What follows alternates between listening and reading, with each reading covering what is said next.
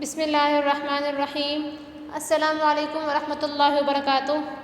اہلاً و سہلاً اکرم احد الحافظات بشاور شار ورثت جماعت ہشتم مضمون خلاصۃ التجوید سبق نمبر 1۔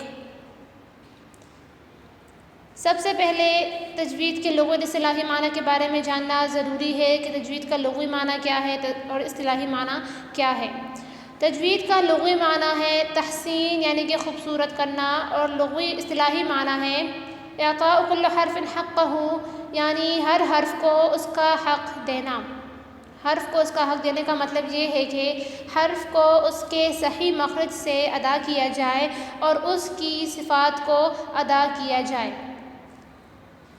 اس کے بعد تجوید کی اہمیت کے بارے میں جاننا ضروری ہے کہ تجوید کا سیکھنا کیوں ضروری ہے، اس کا ہمیں کیا فائدہ ہوتا ہے اور تجوید کا کیا حکم ہے۔ تجوید کے بارے میں علماء نے لکھا ہے کہ تجوید کا سیکھنا واجب ہے، کیونکہ اگر علم تجوید نہ سیکھا تو پھر حروف کی ادائیگی غلط ہوگی، جس کی وجہ سے معنی تبدیل ہو جائے گا، اور کبھی کبھی معنی اتنا تبدیل ہو جاتا ہے کہ بالکل الٹ بن جاتا ہے، اور کبھی بالکل کفریہ معنی بن جاتا ہے۔ اسی لیے تجوید کا سیکھنا ضروری ہے اور واجب قرار دیا گیا ہے، تاکہ علم التجوید سیکھنے کے بعد ہم سب ان حروف کی ادائیگی میں غلطی سے محفوظ رہیں۔ مثال کے طور پر مثال سے یوں سمجھیں، قرآن پاک میں اللہ تعالیٰ کا ارشاد ہے قل هو اللہ احد۔ اس کا معنی ہے کہو اللہ ایک ہے۔ اگر آپ قل کے قاف کو اس کے صحیح مخرج سے پر ادا نہیں کریں گے اور یوں پڑھیں گے قل هو اللہ احد، کاف کو باریک پڑھیں گے قل هو اللہ احد، تو اس کا معنی ہوگا کھاؤ کہ اللہ ایک ہے۔ بالکل ایک حرف کے تبدیل کر دینے سے معنی بالکل ہی تبدیل ہو جاتا ہے، اسی لیے ہر مسلمان کے لیے ضروری ہے کہ وہ علم التجوید سیکھے اور اس پر واجب قرار دیا گیا ہے۔ اس کے بعد آپ کتاب کی طرف دیکھیں، ہمارا پہلا سبق ہے ابتدائی باتیں، یعنی علم التجوید کے بارے میں جو ابتدائی باتیں ہیں پہلے اس کے بارے میں جاننا ضروری ہے۔ علم التجوید سے کیا مراد ہے؟ تمام عربی حرفوں کو ان کے مخارج کی جمع ہے، جہاں سے ہم حرف کو ادا کرتے ہیں وہ اس جگہ کو مخارج کہتے ہیں، یعنی تمام عربی حرفوں کو ان کے مخارج سے اور صفات لازمہ و عارضہ کے ساتھ ادا کرنا۔ صفات لازمہ و عارضہ کا مکمل بیان آگے آئے گا، یہاں پر آپ اتنا سمجھ لیں صفات صفت کی جمع ہے۔ صفات حرف کی کیفیت کو صفت کہتے ہیں، تو لازمہ حرف کی وہ کیفیت ہے جو اس حرف میں ہمیشہ پائی جائے، اور صفات عارضہ حرف کی وہ کیفیت ہے جو کبھی پائی جائے اور کبھی نہ پائی جائے، یعنی عارضی طور پر وہ کیفیت اس حرف میں پائی جاتی ہے۔ دوسرا سوال ہے مخارج کا کیا مطلب ہے؟ مخرج کی جمع ہے، یعنی نکلنے کی جگہ جہاں سے ہم حرف کو ادا کرتے ہیں۔ تیسرا سوال ہے مخارج کے کتنے مواقع ہیں، یعنی کہ کتنے جگہیں ہیں؟ 5 ہیں۔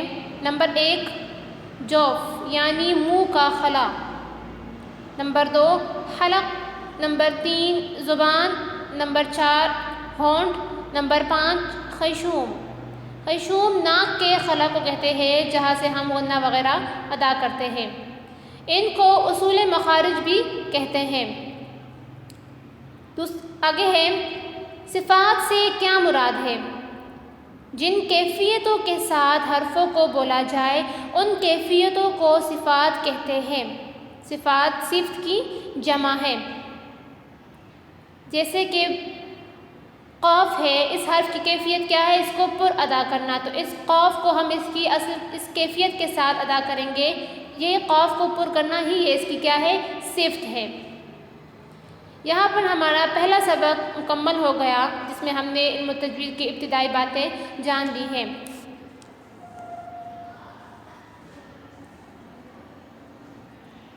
اس کے بعد دوسرا سبق ہے عربی حروف، یعنی کہ عربی زبان میں کتنے حروف ہیں، ان کی تعداد کیا ہے؟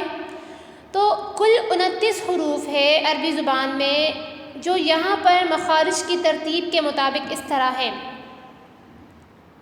الف پہلے مخرج سے ادا کرتے ہیں، حمزہ اور ہا دوسرے مخرج سے، عین اور ہا تیسرے مخرج سے، غین اور خا چوتھے مخرج سے، قاف پانچویں مخرج سے، کاف چھٹے مخرج سے، جیم ساتویں مخرج سے، شین اور یا یہ بھی ساتویں مخرج سے، ضاد یہ آٹھویں مخرج سے، لام یہ 90 مخرج سے، نون یہ 10ویں مخرج سے، را یہ 11ویں مخرج سے، طا اور دال اور تا یہ 12ویں مخرج سے، ظا ذال اور ثا یہ 13واں مخرج ہے، صاد زا اور سین 14ویں مخرج سے، فا اور واو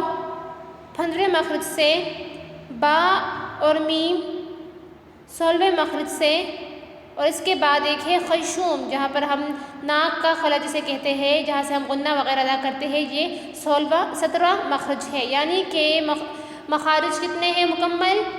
17 جو ہے تو مخارج ہیں، 29 حروف کے کل 17 مخارج ہے، جہاں سے ہم حروف کو ادا کرتے ہیں۔ یہاں پر جو حروف لکھے گئے ہیں یہ مخارج کے ترتیب کے مطابق لکھے گئے ہیں، اسے آپ صحیح طریقے سے اسی طرح بالکل یاد کر لیں۔ آگے جو ہے مخارج کا مکمل بیان انشاءاللہ آگے ہم پڑھیں گے۔